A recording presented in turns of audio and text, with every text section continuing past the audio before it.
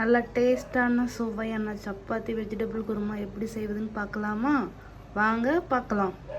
தேவையான பொருட்கள்: ஆனியன், 2 காய்ந்த மிளகா, புதினா, கருவேப்பிலை, 2 தக்காளி அரிந்தது, ஒரு உருளைக்கிழங்கு, குடமிளகா, 2 கேரட், ஒரு 4 பீன். பொட்டுக்கடலை அரைச்சி தண்ணியில் மிக்ஸ் பண்ணி வச்சுக்கோங்க. இஞ்சி பூண்டு ரெடி பண்ணிக்கோங்க. 2 ஏலக்காய், 2 கிராம்பு, ஒரு பட்டை, ஒரு சின்ன பிரியாணியில் எடுத்துக்கோங்க. அப்படியே ஒரு ஸ்டார் எடுத்துக்கோங்க. ஸ்டவ் ஆன் பண்ணிக்கோங்க. ஸ்டவ்வில் ஒரு கடாய் வச்சுக்கோங்க.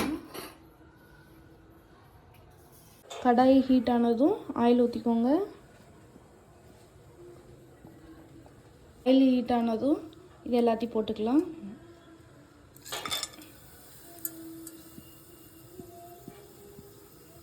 வெங்காயம் போட்டுக்கலாம். கருவேப்பிலை போட்டுக்கலாம். இஞ்சி மிளகாய் போட்டுக்கலாம். இன்னும் கொஞ்சம் போட்டுக்கலாம்.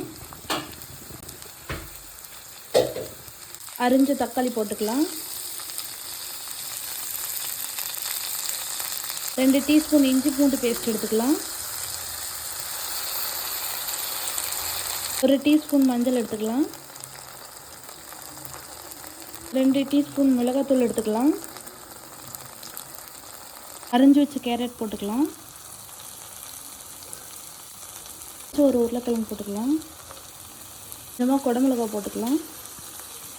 பீன்ஸ் போட்டுக்கலாம். நல்லா கிளறிக்கோங்க.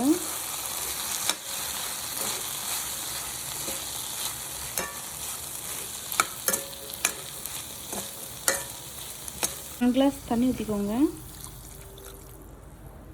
ஸ்பூன் கறி மசாலா போட்டுக்கலாம். அளவு கல் உப்பு போட்டுக்கோங்க. 5 மினிட்ஸ் காய் வேகட்டும். மூடி வச்சுருங்க. ஒரு 5 மினிட்ஸ் கழிச்சு ஓப்பன் பண்ணி பார்க்கலாம். வெந்துருச்சான்னு செக் பண்ணி பார்த்துக்கலாம். நல்லாவே வெந்திருக்கு. இந்த டைமில் அரைச்சி வச்ச கடலை மாவை தண்ணியில் மிக்ஸ் பண்ணதை இதில் ஊற்றிக்கலாம்.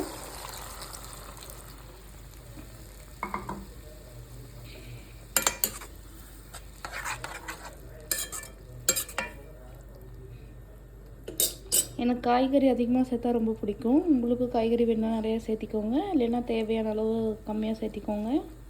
இதை ஊற்றுனதும் ஒரு 2 மினிட்ஸ் சிம்மில் வச்சு க்ளோஸ் பண்ணி வச்சுருங்க. 2 மினிட்ஸ் கழிச்சு பார்க்கலாம். ஓப்பன் பண்ணி பார்த்துடலாம்.